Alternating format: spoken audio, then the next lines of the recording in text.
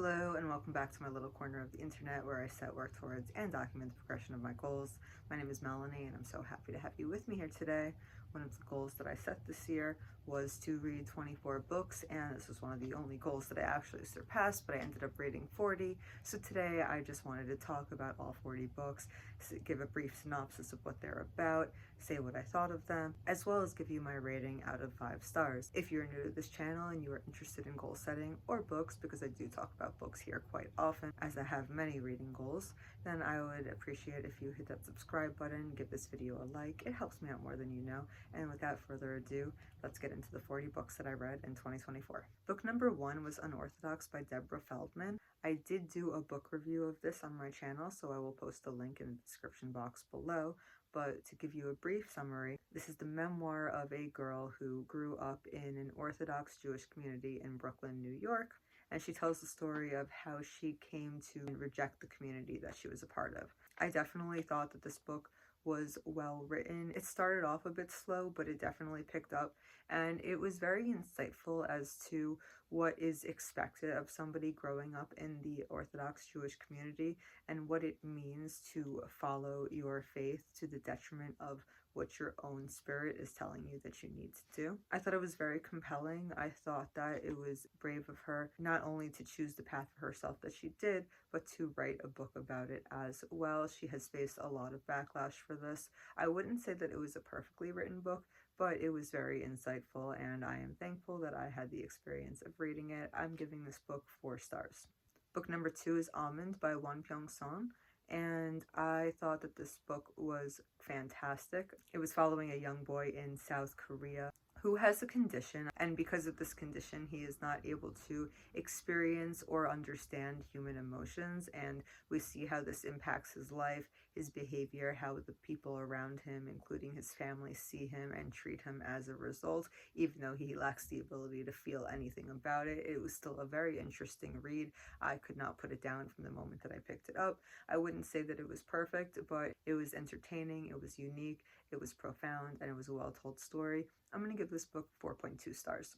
Book number 3 is A Palm Beach Wife by Susanna Marin, and I found this book interesting as somebody who lives in Florida, about an hour away from Palm Beach. This follows the life of a woman who is living the lifestyle as the people in Palm Beach do, and she owns a store where she sells the type of clothing that goes for $20,000 a piece. So this is a society that, even though it is just an hour away from where I live, I mean, right now I'm in Minnesota, hence the different background, but normally I live about an hour away from where this book took place, which is part of why I was interested in reading it. It was entertaining enough, but there wasn't much depth to the story, and it was hard to have compassion for these characters because really they have everything they could ever want, and most of their problems are brought upon themselves. I thought the book was fairly superficial. There wasn't really anything very meaningful going on. I didn't really learn anything from this book. The plot was okay, but the continuous mention of things like name brands and status symbols got old very fast.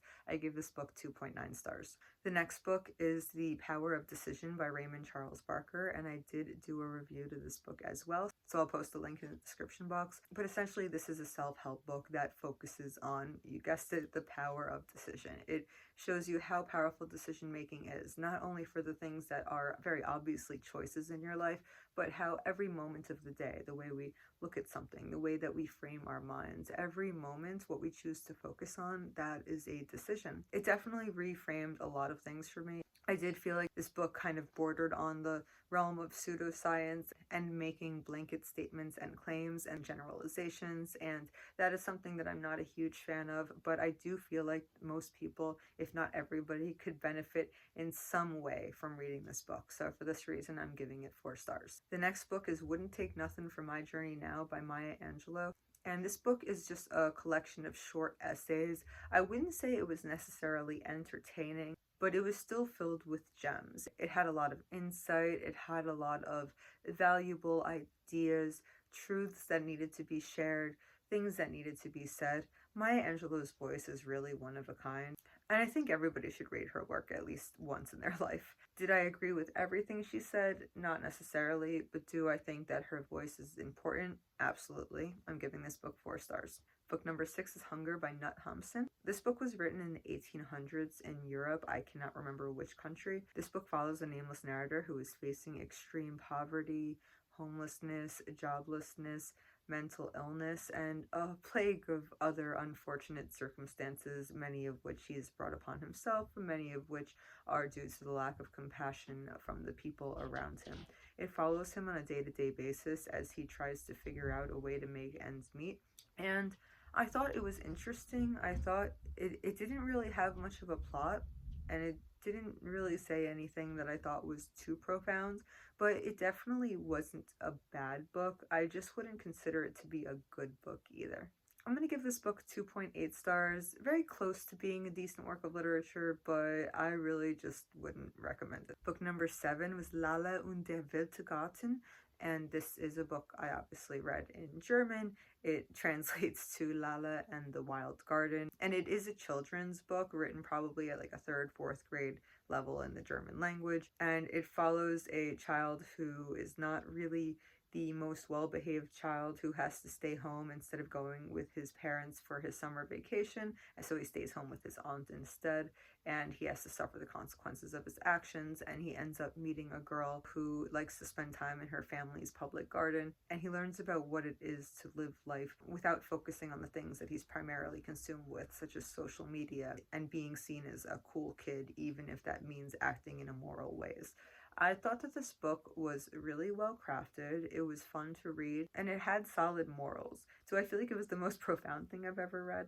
No. But do I feel like it would be a great read for anybody who has German children to read to them? Absolutely. And if you are a learner of the German language, I think it would be great for you as well. I'm giving it 3.5 stars.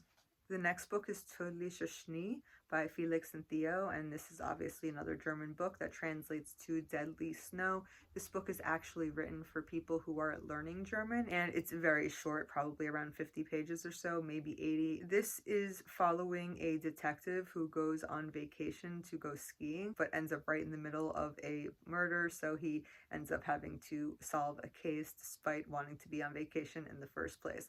I was so impressed with this book, especially for a book that is so short. It was well written, it was funny, the characters were engaging, and it wasn't predictable. It accomplished so much for such a short work of literature, especially one that's there for the sake of learning, because I've read so many of these books that are intended for German learners or just for language learners at all, and so many of them are written without passion because they don't think that the plot matters, since the point of the book is to teach German, so they don't treat it like it's just a work of literature to begin with. No, this book was fantastic.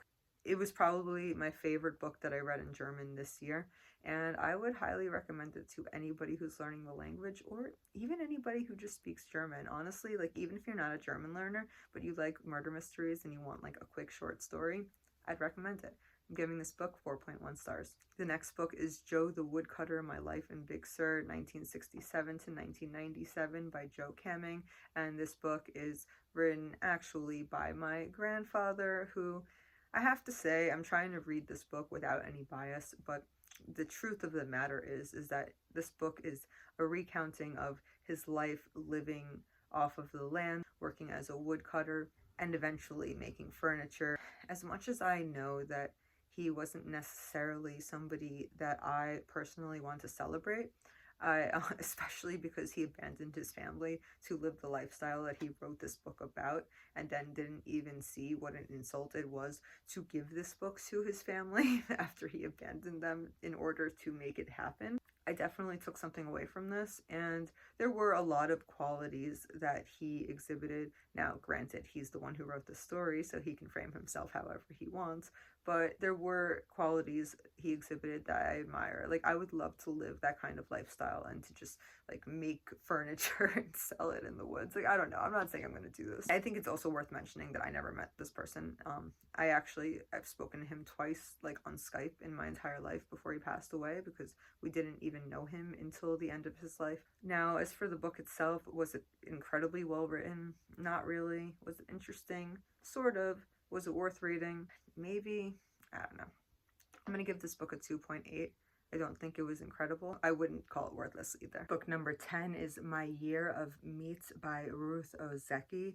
This follows a Japanese woman who works in the TV industry despite wanting to be an investigative journalist, and she ends up working on a show that is produced in America, although it is a Japanese show. And this show, really, the sole purpose of it existing is to just promote meat. So as you can imagine, this is not this journalist's dream job. However, as she goes around America filming this show, she ends up learning some inconvenient truths about the meat industry and practices there within that not only affect people all around the world, but has actually affected her on a personal level as well. So she uses her investigative journalism skills to open people's eyes through the show that she is helping to create, much of the dismay to the Japanese producers. I thought this book was great. I wouldn't say it left a huge impression on me, but it had a very interesting plot, very interesting subject matter, and the writing was very enjoyable to read and entertaining as well. I'm going to give this book a 3.9.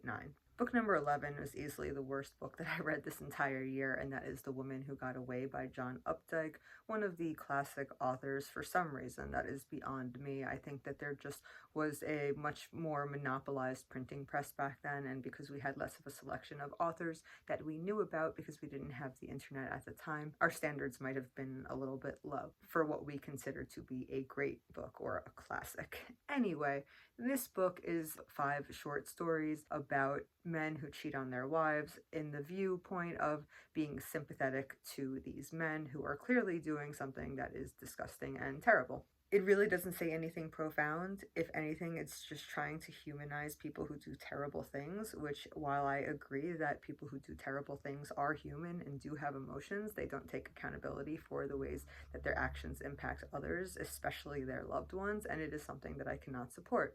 In addition to this book being extremely sexist, it is also fairly racist, and I say this as somebody who does not throw around these words generously. It was honestly the most disgusting piece of literature I can remember reading in my lifetime. And not disgusting in a good way that makes you reflect on society. It's disgusting because it shows a lack of morals and encourages people to have a lack of morals. I don't think that this book does anything good for humanity, and the only redeeming qualities that it has is that the prose itself is nicely written. So for that reason, I'm giving it 1.4 stars. Book number 12 was Yellowface by R.F. Kuang. This book was very interesting. It follows a white woman who is pretty much a failed author as she steals the work from her Asian friend, who is a much more successful author after her death. And she ends up finding the success that she desired for herself through publishing this work that wasn't actually hers. We follow her as the guilt from doing such a thing catches up with her, and we follow her thought process as she tries to rationalize it, even though she really has no justification for what she actually did. This book is essentially a modern Crime and Punishment with identity politics thrown in, and I thought it was great. I thought the concept was wonderful, even though not entirely original. I thought that it was written very well, it was enjoyable to read, it was very entertaining. However, the last 100 pages just kind of dragged on. It really could have been about 100 pages shorter, so that's definitely a common criticism that I've seen for this book that I agree with. And as well as that, while I know that politics are relevant to the theme of this book, I did feel like the author used this book as an opportunity to bash people with opposing political views as her and to make assumptions about them and paint them all as terrible people, which is just something that I personally am very heavily against. I think that's something that we need much less of in our modern society. So for these reasons, I gave it a 3.9 stars. Appropriately numbered book 13 of the year was Bunny by Mona Awad, and this was definitely one of my top 5 of the year. I love this book. It was not like anything I'd ever read. It's very confusing and very weird, and I had to read it twice in a row to really fully understand and comprehend what was going on, and I'm glad I did. I might have given it a lower rating had I not read it a second time through, but I do think that it was a very well written book. Is it a masterpiece? Not quite, but it's a very fun ride that makes you think, and I really enjoyed the characters and the writing as well. I am going to give Bunny a 4.3 stars, and if you want to hear more about my thoughts, I did do a review and analysis trying to break down what actually happened in the story, at least from my point of view, so I'll post that link in the description box down below as well. Book number 14 is Extraordinary Woman in History by Leah Gale.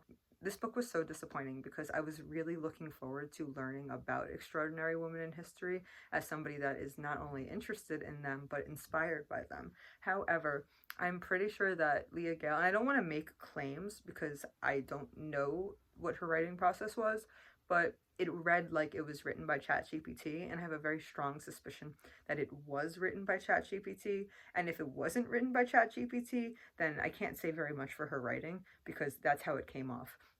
At the very best, I could say that I felt like I was reading a report on women who made a difference that was written for a class in a community college. It was not very impressive. However, I will give it the credit that it contained a lot of valuable information, and I did learn a lot reading this book. On top of that, I think that some of the choices of women that she selected were questionable, to say the least, but that's more a matter of personal opinion. Anyway, for these reasons, I gave this book a 2.4. Book number 15 is The Art of War by Sun Tzu. I thought this book was great. It's essentially just a collection of pearls of wisdom written in ancient Asia by Sun Tzu. It philosophizes on how to defeat your enemy in battle. And I think that a lot of, while I have no intention of entering a battle, or I hope I never have to, at least, I do think that a lot of this wisdom is applicable to life and possibly chess and other strategy games as well. I find it hard to give this book an extremely high rating, even though there was nothing wrong with it, because it is really just a collection of bits of wisdom. The sentiment within the book was very wise and full of truth, so I do think that it was a very good book. I'm going to go ahead and give this book 3.8 stars. Book number 16 is Isms, Understanding Art by Stephen Little. This book is pretty much a coffee table book that you can read to have a better understanding of the different movements throughout all of art history. It tells you the different movements and the sub-movements within them, gives you examples of all the work, and helps you understand what each of the movement was about, what inspired them, and what they were trying to accomplish. I thought this book was very well put together. Could it have done more? Yes, but it was supposed to be a short book, so I think for what they did, it was great. It's hard for me to give this book an incredibly high rating because it is such a short book, but I'm going to go ahead and give it 3.9 stars. Book number 17 is Death by Bubble Tea by Jennifer C. Chow. This follows two cousins who are working a bubble tea stand at a holiday market. And unfortunately, one of their customers drops dead at the market, leaving them as the two main suspects. So they go on their own investigation to try and clear their name and find out the truth of what really happened. I thought this was a cute book. I thought the plot was pretty good. I thought the writing was okay. Nothing that great, but nothing bad either. I'm going to go ahead and give this book 3.4 stars. Book number 18 is People We Meet on Vacation by Emily Henry. I did do a book review for this, so I will post a link in the description below for that as well, but essentially this book is a romance, a classic friends to lovers trope, made with a non-linear timeline and a dual-person perspective. I thought that this book was pretty good. It definitely grew on me. The first 100 pages bored me to tears because I really didn't find myself feeling invested in the well-being of the characters or caring about what happened to them. But as the book continued, I ended up really caring about what was going on, and I pretty much flew through the last 200 pages of it. I'd say it was a good book. I wouldn't say it was a great book. But if you are looking for a cute, fun romance to read, I would recommend it. Overall, I'm giving this book 3.8 stars.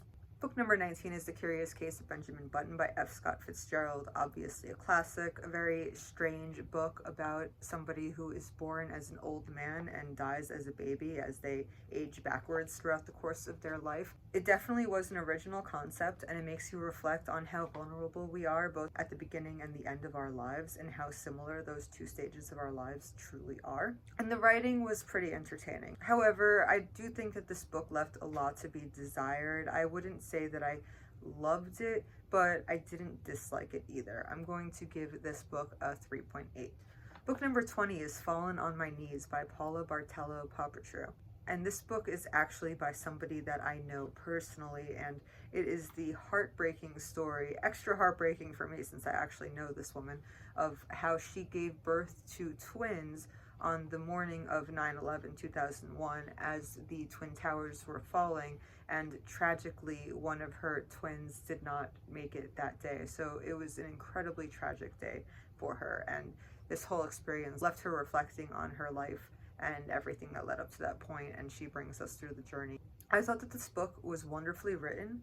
Paula has an amazing voice, and I really hope she continues to write. Sadly, I do think that this book didn't meet its full potential for a couple of reasons. The first being that I know that she wasn't able to say everything she wanted to say because of her current situation at the time that she wrote the book. So I know she would have gotten more into detail about certain elements had she been able to when she wrote it, and that more work needed to be done on the book before it was released. With that being said, I really hope that she decides to write more because I think that she has a gift for writing. However, because this book didn't feel complete, I'm going to give it a 3.5. Book number 21 was I'm Thinking of Ending Things by Ian Reid, and this book is somewhat of a horror book about a girl who wants to end her relationship with her boyfriend, or is at least contemplating ending it. However, they are going on a trip to meet his family as she hasn't made up her mind yet, and as she goes on this trip, she continues to think about it. And as the trip progresses, things just continue to get creepier and creepier, and you know something is wrong and you know something is going to happen, but you just don't know what. And I thought this book was incredible. I don't know if I loved the ending, how everything came together, but it was quite a ride and it was wonderfully written, and he just does a great job of evoking a fear response in the reader. This book was honestly excellent, but it did have a few flaws, so I can't say it was perfect. I'm giving this book 4.5 stars. Book number 22 is The Murder of Roger Ackroyd by Agatha Christie, a classic written about 100 years ago by one of the most prolific female authors of all time. She was the queen of murder mystery, and it was just such an adventure to be taken on to read this book. She is a masterful writer. She takes the craft of writing very seriously. Every word that she uses is just so well selected, and I just have to give her credit because people, for the most part, just don't write like that anymore. On top of that, the characters were interesting. The plot was fun to follow, and the ending was fairly hard to predict, although I did have a hunch that it was going to turn out the way it did. I love this book, and I'm giving it 4.6 stars. Book number 23 is Big Swiss by Jen Beagin, and this is a book that I was actually highly anticipating for a very long time, and I did feel a little bit disappointed. I thought it was going to become my new favorite book because I just love the premise so much. This is about a woman who is a transcriber for a therapist, and she ends up somewhat becoming obsessed with one of her therapist clients as she learns about her life via transcribing. She eventually comes across this woman in person, and she never reveals that she actually knows everything about this woman's life, and she still proceeds to befriend her and even starts to have a lesbian affair with her. So this book is a wild story, absolute wild premise. I love that. I love anything with a unique storyline. The writing was pretty good. Took me a little bit to get used to. Wasn't my favorite. I love the unlikable characters. I think that a story that writes about unlikable people is pretty enjoyable. I'm going to go ahead and give this book 4.1 stars. Book number 24 is It Ends With Us by Colleen Hoover. I will say that I thought that it was a lot better than I was expecting it to be based on the amount of hate that Colleen Hoover gets in the literary world. Is she a masterful writer? No. Is she good? Well, based off of this book, I thought it was pretty good. This is going to be an unpopular opinion, but I thought it was better than Emily Henry. I just thought it was an enjoyable book. It had some depth to it, although it definitely wasn't profound. This book is about a woman who grew up in a house with domestic violence and swore that she would never repeat those same mistakes, only to, surprise, end up in a relationship where her boyfriend is abusive, and it is up to her to break the cycle of violence. Hence the title, It Ends With Us. Anyway, like I said, not profound, not incredible, but a pretty decent read. Better than some of the other books I read this year that get much higher praise, at least in my opinion. And I'm going to go ahead and give this book 3.9 stars. Book number 25 is Swim Like a Pro by Faris Ksebati. This is just a simple, straightforward book that helps you improve your swimming techniques, helps you learn how to master all of the different strokes, how to become faster and more efficient, and to swim with more ease. I certainly learned a lot about this as somebody who is interested in swimming more, and it had all the information that I really wanted for myself. The only criticisms I really had were that it kind of felt like a bit of a marketing ploy, like it was there to get me to sign up for his app and his program on his website rather than to just be a book that was going to help me. And I didn't necessarily appreciate that. And in addition to that, there were a lot of charts and graphs and just like little bits of information and images that were done so small and with such low resolution that I could hardly read them. I don't understand why you would go through the effort to publish a book and then not make sure that the graphics that you put in there that are intended to help somebody understand the material are not even going to be legible. It was really hard for me to look past those 2 points of criticism. So for this reason, I'm giving the book a 3.8. It definitely would have been rated higher if the production quality had been better. Book number 26, The Perfect Marriage. And I don't even understand how a book can be so wonderful and so terrible at the same time. I did do a book review for this. I'll leave that in the description below as well if you want to hear in depth why I feel this way. But essentially, this is the story of a married couple. The woman is a very successful lawyer. The husband is pretty much a failed author. And as you can imagine, this creates great strain in their relationship because the woman is the sole breadwinner in the family and she is always working, leaving him alone a lot of the time. And of course, he ends up getting a mistress, and what happens? The mistress is murdered, and he is the prime suspect. So, in this crazy world, because you know this would never happen in real life, as it's definitely a conflict of interest, his wife ends up defending him in court and taking the case. Now, on the plus side, this book was incredibly entertaining. Like, this is the type of book where on entertainment value alone, I would have rated it probably around a 4.6 because it was that fun to read. Like, I loved reading this book. So I can't give it too low a rating just because of how much I enjoyed reading it. However, without giving anything away, the ending was so horrible because it contradicted everything that happened in the book and made none of it make sense. And it just makes me think, how can a writer who did such a good job being entertaining craft a book so poorly to make it all fall apart? But for these reasons, I'm just going to give the book a straight 3. I think I rated it higher in my review, but honestly, it's just right in the middle of the road because on one end, it's like as good as it can be in entertainment value, and on the other end, it's as bad as it can be in how well it was put together, which is not at all. Book 27 is Night Bitch by Rachel Yoder, and this was pretty much the polar opposite of The Perfect Marriage in the sense that the book was well crafted. I liked the format of it. I liked the plot. I liked the idea. It's about a woman, a mother, and an artist who's losing her sense of self, and she starts to realize that she's becoming a dog throughout the book. This is an interesting concept. Is it the greatest concept in the world? No. But I did find it to be an interesting idea for the book. And the problem was, even though I found the book to be compelling, the writing itself was so boring. Like I said, it was the opposite of The Perfect Marriage, where I liked pretty much everything about the book except for the writing itself, which I had to force myself through. This book took me so long to get through, even though it's a very short book. I mean, there are books that are twice as long that I've probably read in a day or two, and this book must have taken me 2 weeks to get through because reading 10 pages felt like reading 50 pages. Like, it just was so painful to get through this boring writing. I don't even understand why the writing just came off as so dry, but I couldn't get into it. I'm sorry. I'm also going to give this book 3 stars because it's once again right in the middle of the road, but for the opposite reasons of The Perfect Marriage. Book number 28 is Ecuador, Ein Land in Bilder. And I thought this was a beautiful book. I mean, it's another coffee table book. It's about 100 pages long and it's filled with images, with captions, as well as several pages with more in-depth information. This book shows you various elements of Ecuador. You learn about things such as the animals and the plant life, to the landscape and the geography, the volcanoes, the culture, the food, the festivals that take place there, the customs and traditions of the people who live there,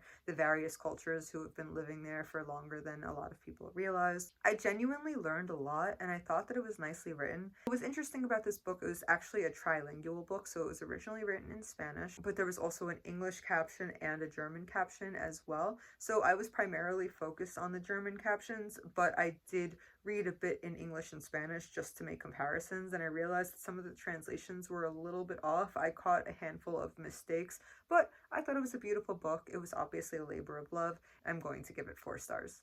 Book number 29 is The Curse in Their Veins by Anna Uden. Anna Uden is actually a psychologist as well as a YouTuber who talks about books and psychology. And I really do appreciate the work that she does. And I was so excited to read her book and be able to support it. And I'm so happy to say that this book was absolutely wonderful. I was so impressed. The way that she uses her words, the characters, the story itself, it was also interesting. And it was all written from a very psychological perspective. It's following these two witches who come to learn about their powers and find their place in the world, while also overcoming the curses of their family bloodline and the generational trauma that they have been plagued with. And from a psychological standpoint, from a literary standpoint, from an entertainment standpoint, this book excelled on multiple levels, and for this reason I'm going to give it a 4.6 stars. Book number 30 is Märchen by the Brüder Grimm, or Fairy Tales from the Brothers Grimm, and I read this book also in German. This edition was just a selection of 7 different fairy tales out of the, I'm guessing they have at least 100 in their full collection. But this was an edition that was published for children in Germany, so it was just a sampler edition. This included fairy tales such as Snow White, Sleeping Beauty, Cinderella, Little Red Riding Hood, Hansel and Gretel, and so on. A lot of people don't realize that a lot of the fairy tales we know because of Disney existed long before Disney adapted them. So it was very cool to read the original source material, especially in their own original language. I think that they were written very well. They have morals for children, but they're also a little bit dark and twisted, which makes them a little bit extra fun. I wouldn't say that they are life-changing to read, but it's definitely a beautiful work of literature and a classic for a reason. I'm giving this book a 4.4. Book number 31 is Breaking the Habit of Being Yourself by Dr. Joe Dispenza. This is pretty much a self-help book that incorporates quantum physics and neuroscience into actually applying how to change your habits and change the things about your life that aren't working for you. I think that this is an extremely helpful book. My only criticisms would be that it kind of used a lot of blanket generalizations, and also that it got a little slow. I did feel bored. It took me a while to actually finish the book, but with that said, the benefits that one could receive from this book are immense, and I would highly recommend it. I'm going to go ahead and give this book 4.3 stars. Book number 32 is Death Note, the manga by Tsugumi Oba, and I absolutely love this book.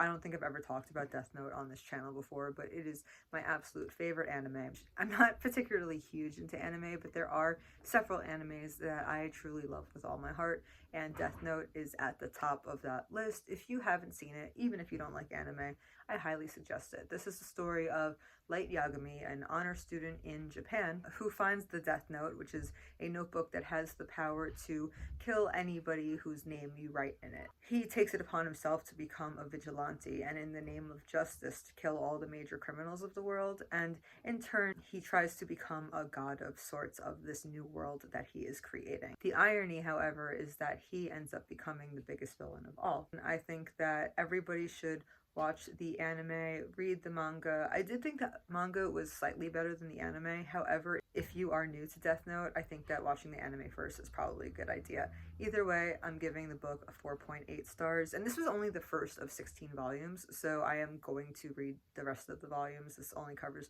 pretty much the first few episodes of what happens in the anime series, but it is a masterpiece in my opinion. Book number 33 is Der Spieler's Tod by Andre Klein. This was also written in German. It translates to The Player's Death, and it follows a detective who is investigating the murder of a teenager who died in a gaming cafe. And I would say that this wasn't quite on the same level as the Dino, Lernt, Deutsch series that Andre Klein wrote, and I did do a review to that, so I'll post that in the link below if you are interested. But I did find it to be enjoyable. It was cute. The writing was pretty good. The plot was okay. I just felt like this book left a lot to be desired, and for that reason I'm going to give it 3.6 stars. Book number 34 is Tender is the Flesh by Agustina Basterica, and I absolutely loved this book with all my heart. It's probably now my second favorite book of all time, and by far my favorite book that I read this year. Absolutely obsessed. This one is dark, and I wouldn't recommend it for anybody who can't handle like very heavy themes. And if you can't handle the abuse of people and animals, definitely stay away from this book. But personally, I don't mind how messed up a book gets if there is a point to it. So this book, in my opinion, everything that happened served a purpose and made you reflect and think about life. And this book is about a dystopian, not so distant future where a virus has affected all of the animals of the world and humans can no longer have contact with them. So that means they can no longer have them as pets, but also, and what probably is the bigger issue in the book, they can no longer eat them for meat. And yes, a lot of people say, why don't they just go vegetarian or vegan? And personally, I know this is probably terrible to think, but I think that what happened in this book is more likely. People don't want to go vegetarian or vegan, like some people do. However, what's disturbing about this is that it's not just that people become cannibals, but it's that we end up breeding humans for human consumption. Not only for human consumption, but for leather, for hunting purposes, for experimentation, a lot of the things that we use animals for in today's society. So this definitely is something that makes you reflect about what's going on in the world and how far people are willing to go to maintain their status quo. How terrible are people willing to be in order to maintain a lie? This book was written beautifully. It was a great translation because this book was written in Spanish, but I would like to eventually read it in Spanish when my Spanish gets to a better level. It really is just an absolutely incredible book, and I can't recommend it enough. I absolutely loved it and gave it 4.9 stars. Book number 35 is Stuart Little by E.B. White. It was cute. It was just kind of a wacky series of misadventures about a mouse who was born into a human family. The premise of it didn't bother me. Some people think it's bizarre how in the book, unlike in the movie where he's adopted, he's actually born and birthed by a human. That I thought was fine. It kind of reminded me of The Curious Case of Benjamin Button, where you have these like well-to-do parents who just mysteriously give birth to something completely unexpected. That doesn't bother me at all. I just thought that this book was all over the place, didn't really have a point, and by the time the plot started, it kind of just stopped right at that moment. Anyway, I gave this book 2.7 stars. As nice as the writing was at some points, it just felt like an unfinished book to me. Book number 36 is Where on Earth Atlas by DK Publishing. This is a children's atlas with a lot of information clearly laid out so you can learn all about the 7 continents of our world. It tells you first about the history of our world and how the continents came to form, and then gives you a lot of facts that you can learn about the wildlife and plants that live in each continent and where you can find them, about the different population levels, and so many other things. I really did learn a lot. However, I did feel like there were some inherent flaws in this book and it left out some fairly important information. So for that reason, I'm giving it 3.8 stars. Book number 37 was A Banh Mi for Two by Trinity Nguyen. This is a queer romance that takes place in Vietnam between 2 girls, one of them being an American Vietnamese who is doing a study abroad program in Saigon, and the other girl being raised in Saigon and writes a blog that features food that you can find throughout Saigon. That, of course, was half of the reason that the other girl came to Saigon in the first place. So this was a cute story. However, I think it fell a little flat, which is unfortunate because I just absolutely love Vietnam and like everything about it. I think it was a sweet story. It didn't really have any twists or turns, and I just felt like it left a lot to be desired. So for these reasons, I am giving it 3.2 stars. Book number 38 is Death Valley by Melissa Broder, and this was absolutely one of my top 5 of the year as well. I love this book. I wouldn't necessarily recommend it to everybody, but for me, I just felt like she was speaking my language.